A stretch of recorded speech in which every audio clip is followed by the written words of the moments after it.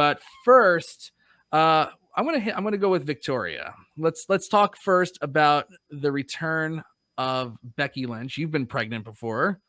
Yes. And you know what it takes to get back into fighting shape after being pregnant. Oh, well. What was your thoughts on the return of the last she kicker? Looked incredible, I have to say. For somebody who just gave birth, took some time off, I envy her because she looks amazing. She looks in even better shape than she did before, and she's always been in great shape.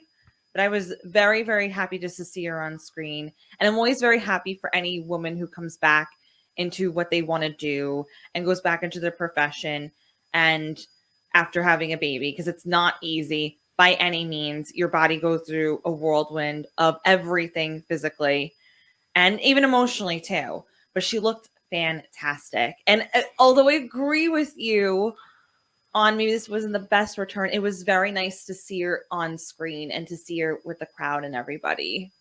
It was enjoyable for me. Personally, it was enjoyable for me. I consider it a win. You could talk more about it, and Roy, you could talk more about it, your opinion on it, but I considered it a win for me.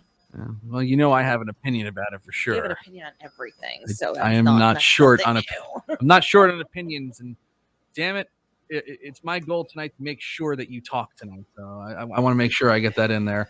And Roy, what did you think of Becky Lynch tonight? It's when her music hit, everyone went crazy. It was a loud pop. It was cool. It was good to see her back. It's been, I think, well over a year now since what was it, April 2020 or so. So it was very good. Obviously, we got a couple of teases every now and then about her return, but the end of it, like the end result, I just wasn't happy with. I thought it could have been done a lot better. They could have done a much better job than what they did, but it got the crowd going. It got the crowd excited. Just personally speaking, I wasn't a fan of what happened in the end. So kind of thumbs in the middle on that one. Yeah. You know what? It was like, I was wondering, and we all talked about it last night on the podcast, and, everybody was like, don't compare the two companies. Well, you know what? They're in the same genre. It's almost like stupid and negligent to say well, we can't compare to them. They're in the same entertainment field. It just is. And of course you're going to get comparisons to what they did with CM Punk last night. There was a lot of questions asked in the chat room about, how is WWE going to respond to the CM Punk debut? And, Nafis said maybe they're tearing up the scripts for SummerSlam. And I kind of hope that they did, that would have been nice. But I didn't think that they would. But they actually had a couple surprises for us, not just one return, but two returns. This one, it felt right.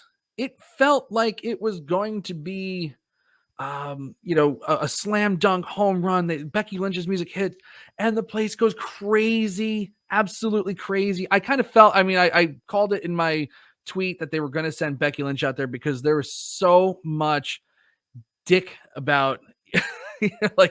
Advertising Sasha Banks versus Bianca Belair right up to the bitter end, and then they send Carmella out there, and it's like, well, they're going to send Becky Lynch out there for some goodwill, but it leaves a sour taste in your mouth. I get it, the card's subject to change, but they knew, right. And it's just crappy false advertising. I don't like that, but it felt like it was going to be just like, all the way down the field. They're at the